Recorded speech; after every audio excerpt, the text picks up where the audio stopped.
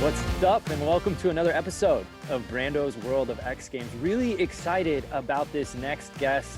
We've been talking to athletes. Now we get to talk to somebody who's in a really unique space that has collaborated with music and sport, skateboarding especially, and has turned out some really amazing things throughout his career. And we're excited to talk to him now, Mr. Don Pendleton. Don, thanks for joining us. I would ask how this quarantine is going for you, but I'm curious, for an artist like yourself, that this self-isolation probably isn't necessarily a bad thing.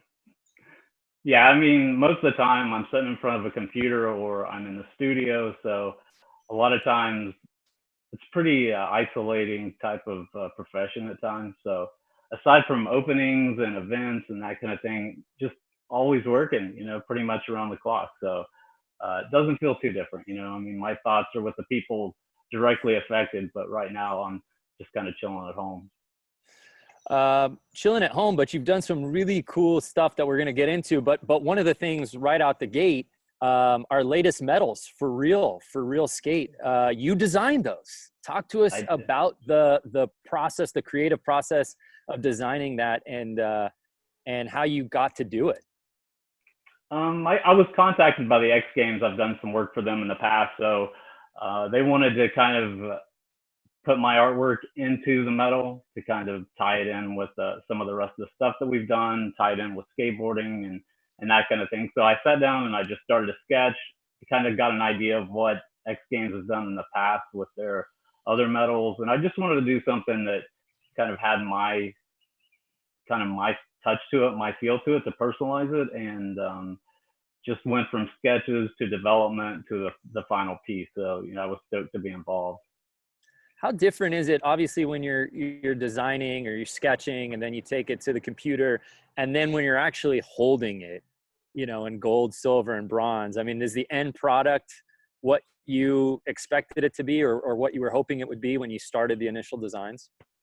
Yeah, I mean, you always kind of have this unknown, the elements of production and sampling and all that stuff. But usually what I put into it's what I end up getting. I've been doing this stuff for a long time, so I kind of know what to expect. And but nothing really compares to having something in your hands after you've been seeing it on a screen or sketching it in a notebook or whatever.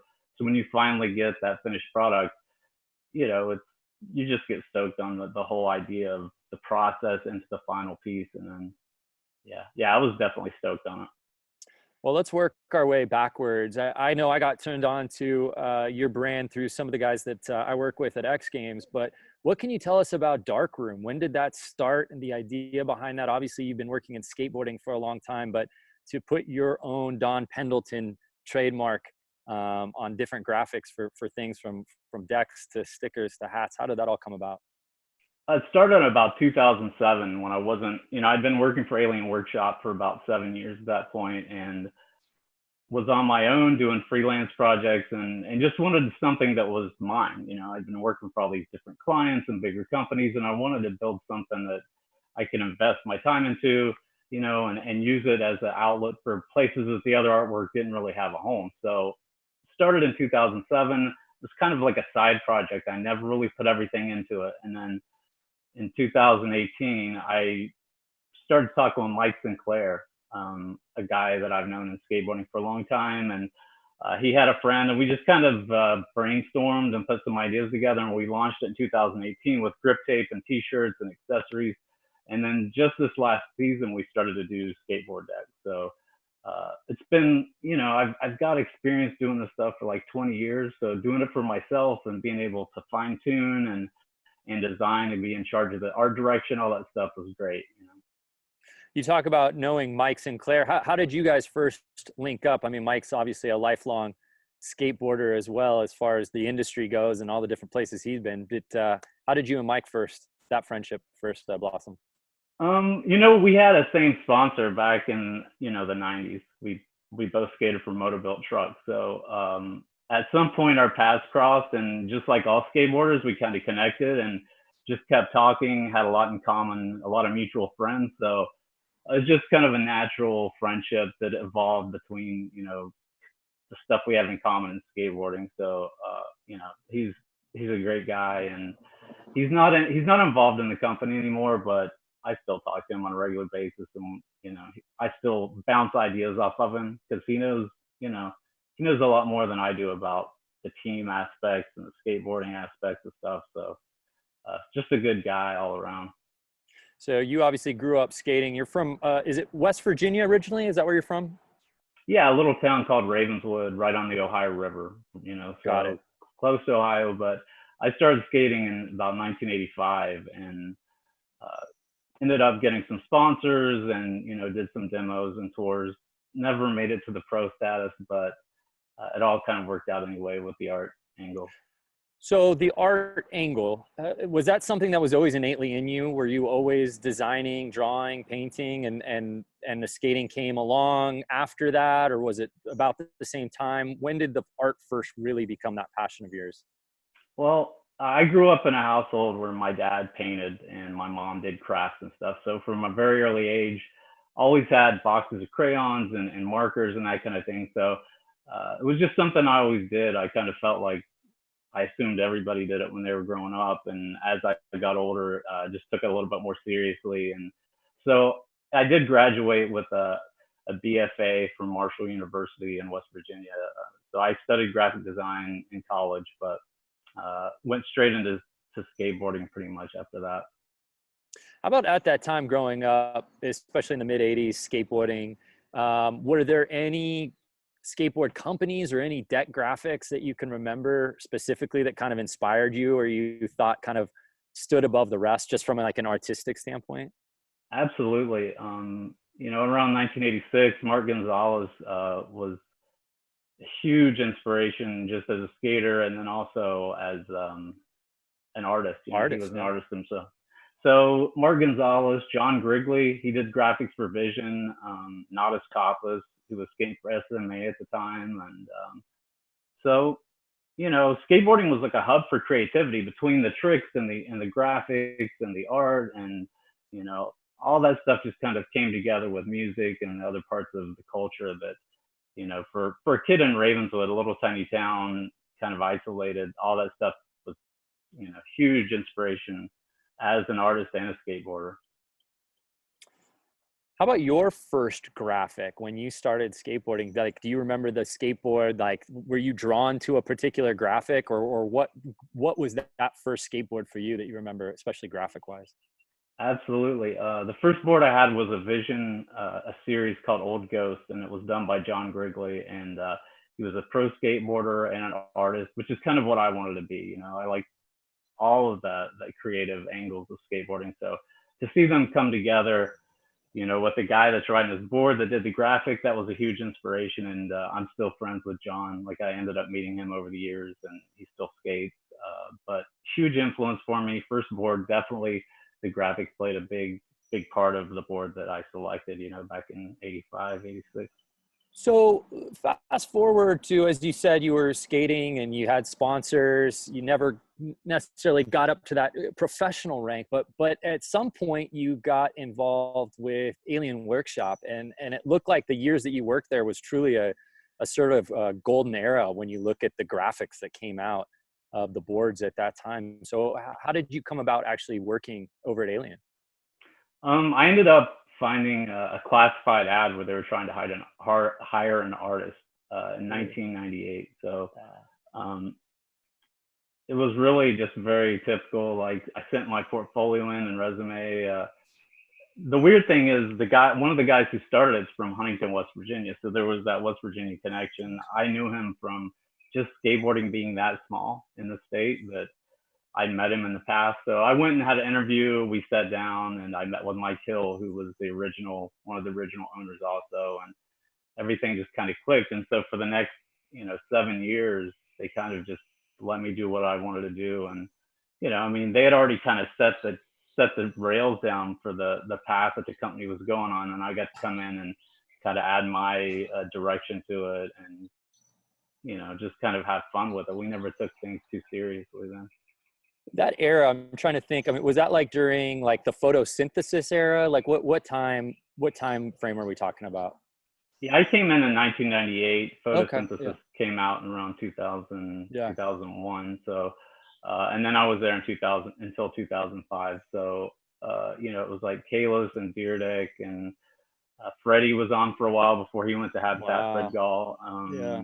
John Drake, a friend of mine from West Virginia, he was the pro at the time, right when I started. But then we got Jason Dill on and Anthony Van Engelen, and those guys, they kind of, Yeah. all of those guys went on and created, this huge legacy for their skating and their kind of brand that they have as skateboarders. So it was a great era to be involved. I mean, there's just tons of creativity, we just constantly worked, but we had a good time and produced a lot of cool stuff. I think, like stuff that I'm proud to have been involved in. We're accustomed to talking to skateboarders about, oh, how did you come about this, with this particular graphic? And they talk about their input, but it's great to have the other side. What was it like interacting with the skaters on the team at that time, or any skateboarder for that matter, with, the different brands that you've worked with as far as the collaboration goes on what they're looking to achieve with certain graphics for boards?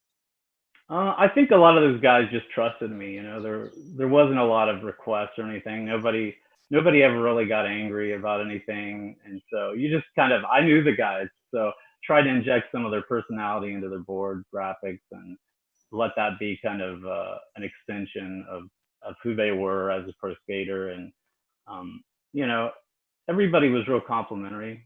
I really like Jason Dill just in terms of like his skating was real creative, kind of like the guys that I looked up to when I was younger. Anthony Papalardo, I was a big fan of him and got to know him a little bit. And Steve Berra, who was real vocal, he used to let me know like he liked the graphics, and not a lot of skaters did that, but Steve took the time and he would just say, send me an email and say, man, I'm so stoked on this graphic. I'm so proud to have my name on it. And so that it was kind of, that's just the way Alien Workshop was. There was a lot of good people involved, and everybody got along. So Obviously we can't mention Alien Workshop without a Rob Dyrdek story. I know obviously you worked with him. You've known him since he was a young teen, and out of Kettering, Ohio. I used to work for him. I know Rob and his attention to detail, and how controlling he can be in a good way. I think in a positive, very creative way. He doesn't just hand something to somebody and say do this. So what was it like working with Rob? Any particular story that you can remember of a young Robbie D? I just remember him like drinking a bunch of coffee and getting fired up and coming into the workshop with these ideas. And I mean, honestly, the guy, he's the best storyteller I ever met in my life. I mean, the dude, he can tell a story about something that happened to him, an hour ago, and just it'd go on for an hour, and everyone in the room is just going to sit there and listen to it. So I mean, just always had this like sense of humor, and he was never, I feel like he trusted me. He trusted Carter and Hill at the workshop, so he kind of just let us do what we wanted to do. Eventually, he had a company called Seek that was kind of like a brother company to Alien Workshop, and he kind of had more control over the creative side of that. But with Alien Workshop, I mean, I think he just trusted us to let us go, and he stopped in. He was still living out in San Diego for the longest time, and he would just come to Dayton once in a while. And I mean, I haven't talked to him in a while, but I look at the success he's had, and it makes sense to me because he just always was driven, had this great sense of humor. So even like his cousins, I got to know them, and all those people. It's just like they came up in a good area of the country with good parents, and they just became like really good people. So yeah. So you're at Alien Workshop, and then from there, did you move on to Element? Is that right? Yeah. I kind of had a little stint where I just did stuff for myself, and I was focusing on painting and did freelance stuff and skateboarding, and then ended up getting a contract position at Element. And I stayed in Ohio. I just went out there like every month to Irvine and worked with their team out there, but mostly just sat here in Ohio and worked and did graphics and kind of had my input on the creative direction and that kind of thing. So I guess at that whole time it was still brewing, right? At that point, like, you saw yourself, the contract's great, but being able to kind of independently do stuff down the line was sort of always there for you. Yeah, absolutely. Because I mean, it's great. Working with Alien was, it was amazing. Just that experience, and then working with Element was pretty good. I mean, they had a different focus than what Alien Workshop had. It was more marketing than art, I think, in a lot Hmm. of ways, and that was weird for me to get used to. But it's always like raising someone else's baby in a way, because you're Yeah. putting all your ideas and all your thoughts into something that you can't. At the end of the day, you can't control it. So with something like Darkroom, every day I get up and I'm working to that, I know I can ultimately control where it's going to go and how people see it. And at the end of the day, uh, there's nobody I have to answer to except myself. So that's kind of the ultimate position to be in when you're doing something for skateboarding that's got creativity involved. Would you ever consider, or have you thought, or actively, maybe sponsoring skateboarders with Darkroom? Yeah, we do. We've got a small team right now. Oh, We've cool. got yeah, Alan Crone, who grew up in Dayton, lives in LA right now. Cole Dixon in Dayton. He lives like a mile away from me in Kettering. So and then Coty Robinson is down in Kentucky. So mostly just small guys that I've noticed over the years. Not small guys, it's a small team. Mhm. Guys that I've noticed over the years that I really like their skating and they're from this area or have a tie to Ohio. That's kind of what I wanted. But they're out there skating every day. They're getting footage and photos, and Yeah. that's part of the best part of having a company is being involved directly with skateboarding. I never just wanted to do the products. I never just wanted to be on the sideline. So with the team, I feel more directly connected to skateboarding than just making the products and that kind of thing. No, and that's rad. I love the hyper localization of it too. To feel like if you're going to put your fingerprints on skateboarding and sponsor guys, you're not just, drumming through Instagram to just find clips, but maybe guys that you've skated with or seen skate in the flesh that kind of have a local connection to. That makes all the sense in the world. Yeah, What about and sorry, go ahead.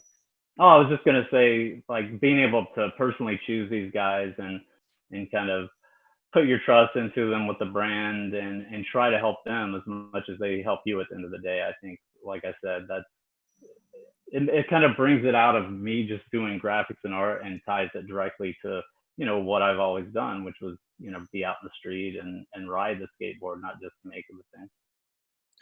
Skateboarding and art go hand in hand. Skateboarding and music go hand in hand. Music and art go hand in hand.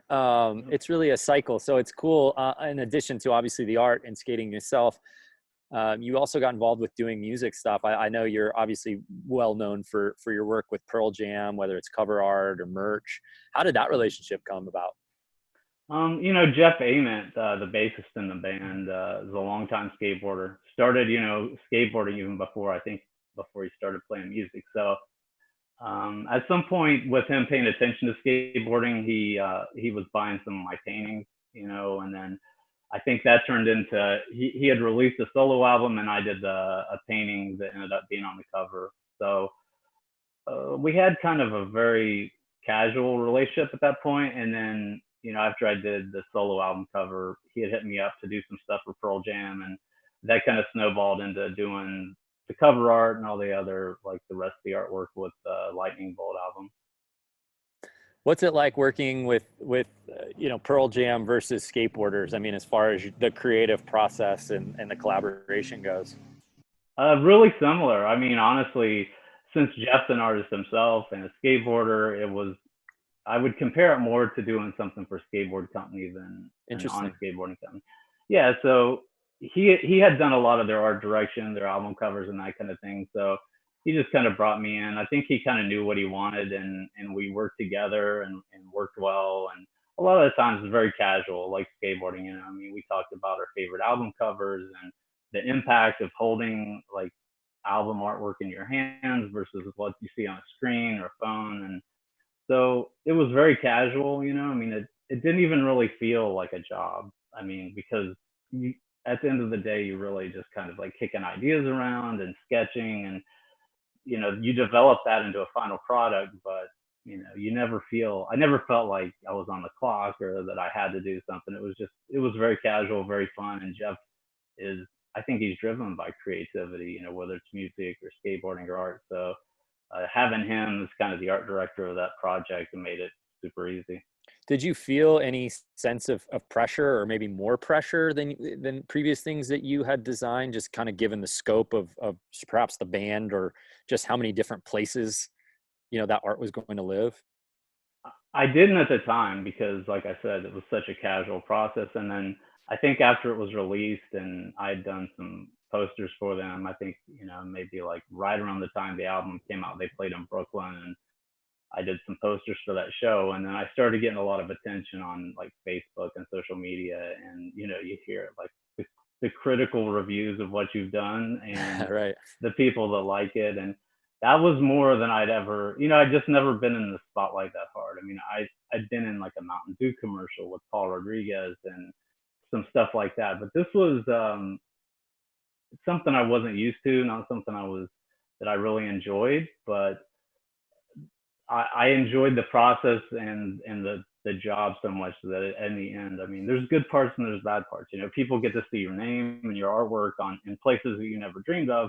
And then the flip side of that is that people can be super critical and people want to do a lot of interviews and that kind of thing. And I'm much more comfortable like being by myself in a studio. So it just was something I wasn't ready for, but I don't regret any of it. I mean, it was an amazing situation, and it just, it was just kind of different. Let's put it that way. But You bring up P-Rod. We're actually, we have a future episode coming out with Paul Rodriguez. Certainly he's a huge influence for anybody in skateboarding, but I'm sure you guys, there's a lot of commonalities when you think about, obviously you guys working together and then he starting his own skateboard brand and the challenges that come along with that. What was it like working with Paul? Paul is, he's a lot like Dyrdek, I mean, he's a total professional. He knows what he wants, and he's just everybody. I've never met anybody that didn't like Paul. So true. He's friendly, he's humble, he's got a ton of talent, and he just has that skill that, he started skating when he was just a little kid, and he brought that up. And like you said, it went from being like a top skater to owning his own company and kind of leading other younger skaters, like bringing them up. So just a great guy. Got along with him super well. We sat down and talked about the direction of what we did with that project at Mountain Dew. And, I did some stuff for Primitive just last year. So I did a series for them. And I mean, I don't know what else to say about the guy. I met a lot of pro skaters in my time, but he's kind of one of those that stick out because of how professional he is and how seriously he takes it. But, he's still having fun, but he kind of knows what he wants. He's a lot like Rob, and I think he looked up to Rob when he was young too, so it makes sense. I'm curious for your take, because we're in a really, it's somewhat uncharted territory the last few years as far as skateboarding is concerned, because skateboard companies for the longest time truly were the lifeblood of a skateboarder, right? A team video is what put a skateboarder on the map. Getting your pro model was everything. That meant, and still means to this day, that you're pro. Having said that, obviously skateboard companies are going, just hard goods in general, it's more challenging than it's ever been in the industry. And more skateboarders, especially prominent ones in the last few years, have elected to kind of go that P-Rod route and start their own skateboard company. Shane O'Neill most recently doing it with April. You see so many more skateboard brands as some are starting to fall by the wayside. I'm just curious what your analysis, obviously you're doing boards, you're doing grip tape and everything, which is amazing, but just sort of your sense of the industry right now as far as, skateboarding is concerned. Well, when I started, when I grew up, it was very rare for a skateboarder to be in charge. It was always Right. the guy with the money, the guy that had all the control. So then, I think maybe it started with like Steve Rocco, and then doing World Industries and Mm-hmm. Rio with Jim Thiebaud and Tommy Guerrero. The skaters realized that if they wanted to do it right, they had to be in charge. They had to be in control of everything. So I think it's definitely been good for the industry that you've got skaters that are in charge of companies. They know how to treat other skaters. They know how to treat their teams. They know what the product should be like at the end of the day. The quality of the boards and the concave and the shapes, all that stuff has to be driven by skateboarders.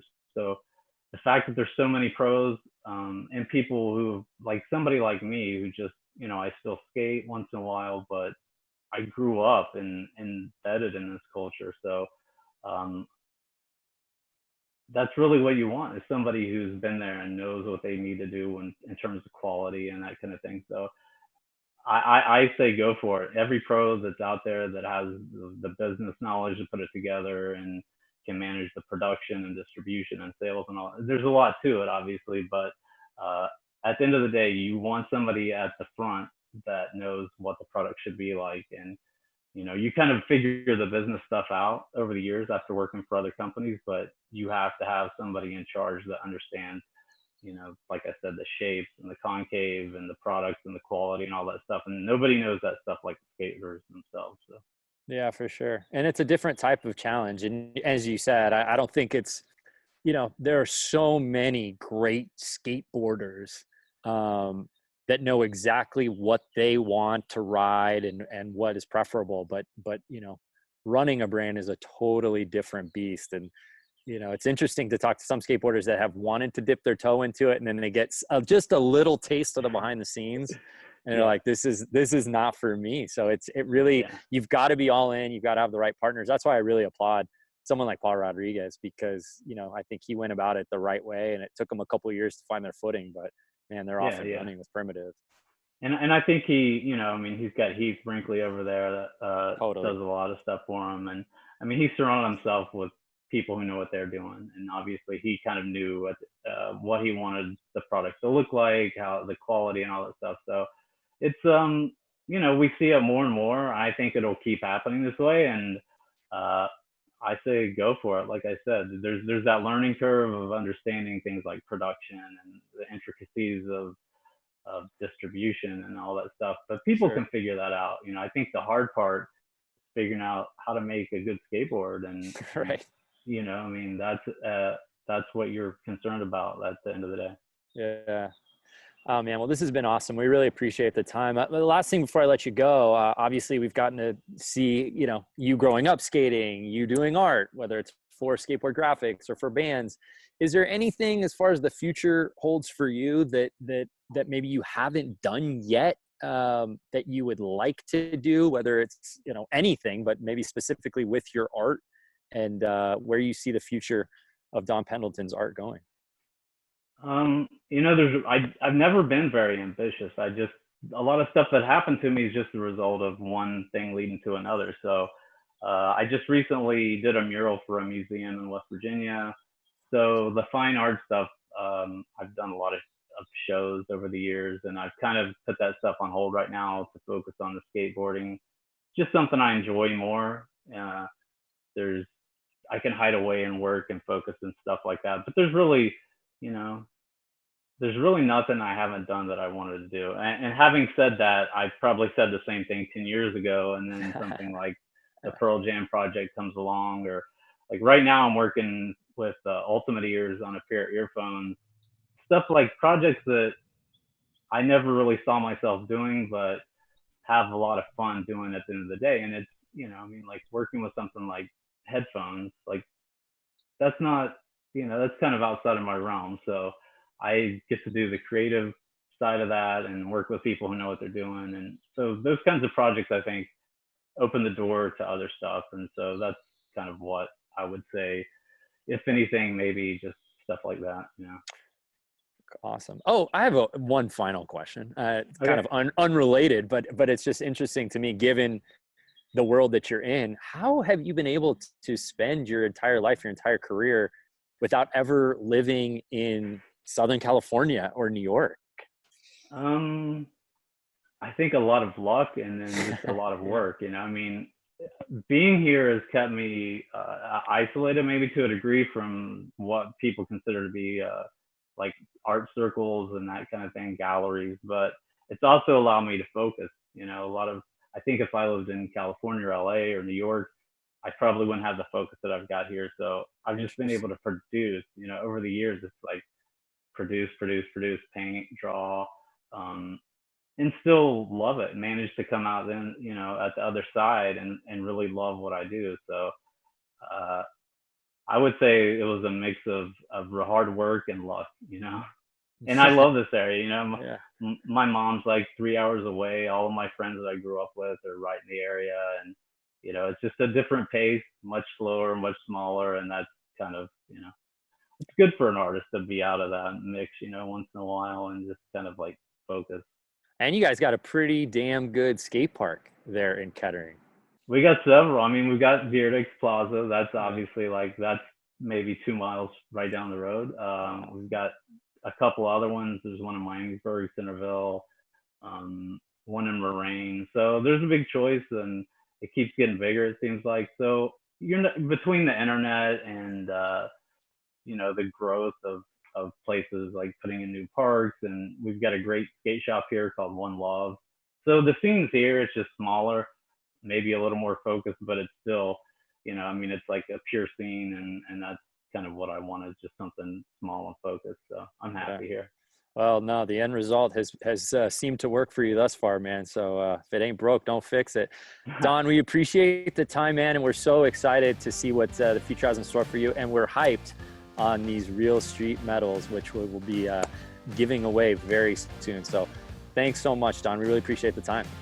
Awesome. Thank you, man. I appreciate it too. Yeah, thanks, dude.